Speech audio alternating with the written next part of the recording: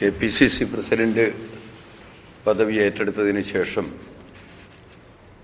Shri VM Sudheeran Kasaragod ജില്ലയിൽ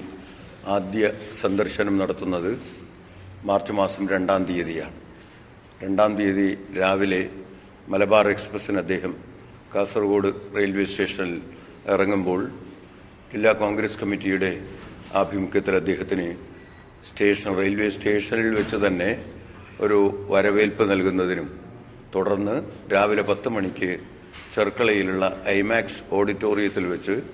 പാർട്ടിയുടെ ഒരു സ്പെഷ്യൽ കൺവെൻഷനിൽ വെച്ച് KPCC പ്രസിഡന്റിനും